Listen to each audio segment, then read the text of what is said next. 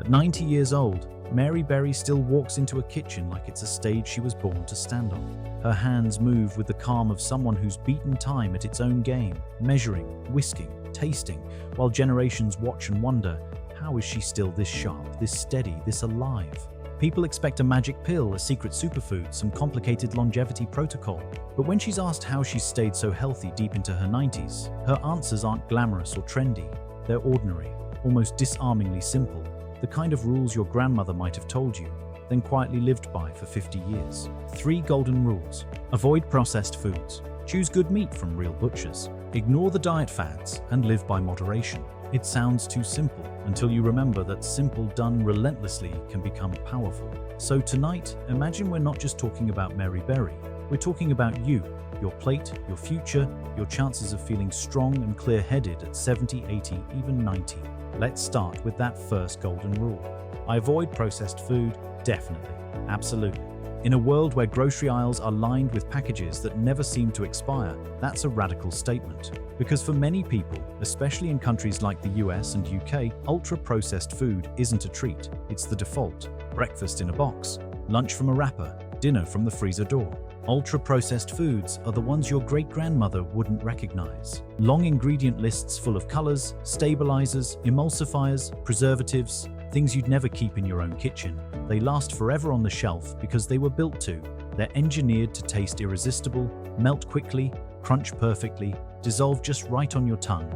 The problem isn't just that they exist, it's that they slowly edge real food off the plate. When dinner is frozen pizza, sugary yogurt, and soda 4 nights a week, where do the carrots, beans, whole grains, and leafy greens fit in?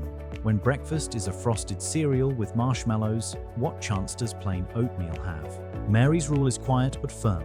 Avoid it where you can. It doesn't mean you never touch a biscuit again, never open a bag of chips, never eat anything from a box. It means you stop letting those foods be the foundation of your diet. You shift your center of gravity back to ingredients that look like they came from the earth, not a factory. Think of a normal day in your life. Instead of a boxed pastry, maybe it's toast with real butter and sliced tomato. Instead of instant noodles, maybe it's a quick pan of garlic, onion, canned tomatoes, and whatever vegetables you have, poured over real pasta. Instead of pre-made sauces full of sugar, maybe it's olive oil, lemon, herbs, and salt over roasted vegetables. You don't have to cook like Mary Berry to eat like Mary Berry. You just start asking one question over and over. Could I, in theory, make something like this in my own kitchen?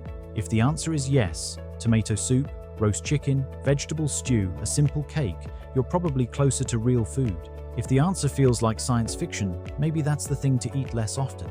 Her second rule is about meat, but really, it's about respect.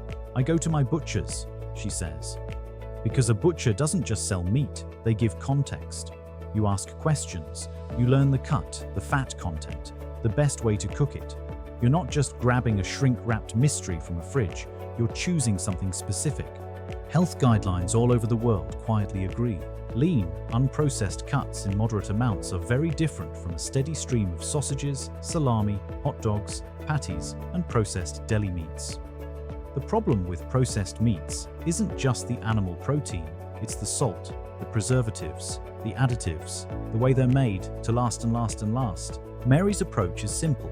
Buy decent meat less often, enjoy it more, and let plants fill the rest of the plate. Instead of daily bacon and cheap burgers, imagine a Sunday roast with plenty of vegetables, or a simple grilled chicken breast with broccoli and sweet potatoes, or a stew made with a modest amount of beef and a generous amount of beans and carrots. You're not trying to live in fear of meat. You're just moving away from the most heavily tinkered with forms. You choose a chicken thigh over a chicken nugget, a piece of beef over a fluorescent hot dog.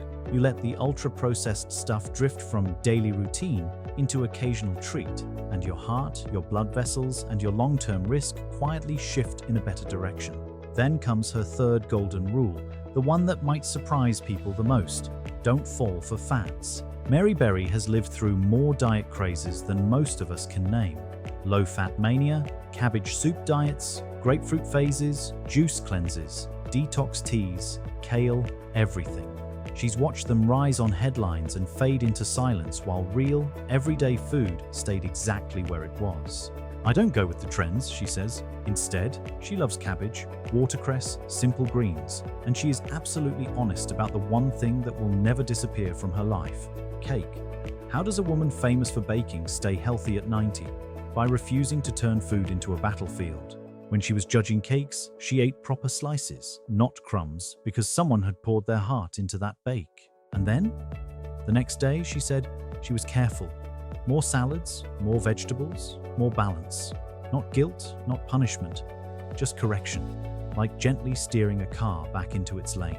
There's a powerful mindset hiding in that story. It says no single meal ruins you, no single dessert defines you. Health isn't built on one perfect day or destroyed by one messy one. It emerges from the pattern, what you do most of the time. That's why all or nothing thinking fails so many people. The second they slip, they feel like they've failed completely. Mary's way is steadier. Skip the fad that promises miracles if you suffer hard enough. Pick the way of living that you can sustain when you're tired, sad, busy, stressed, or celebrating. The way that still leaves room on the table for joy, for cake, for a favorite dessert shared with family.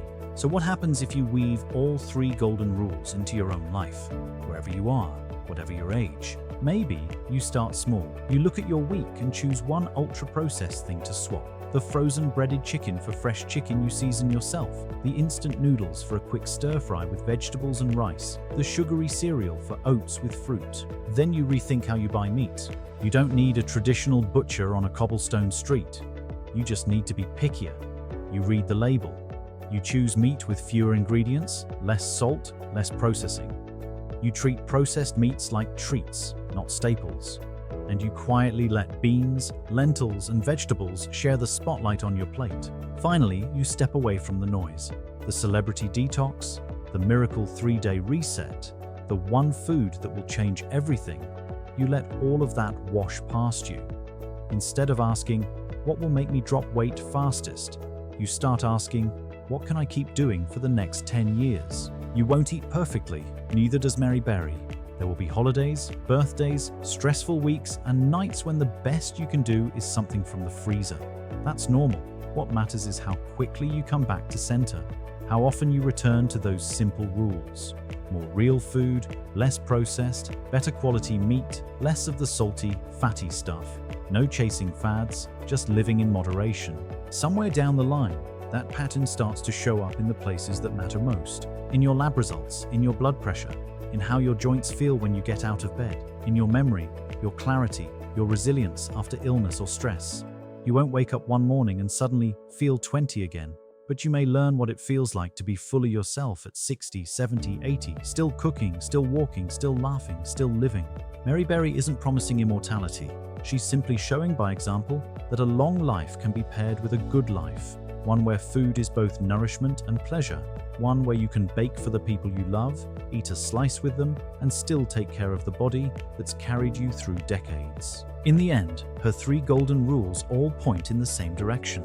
Respect real food. Respect your body. Respect balance. No gimmicks, no extremes. Just ordinary choices made faithfully over a very long time.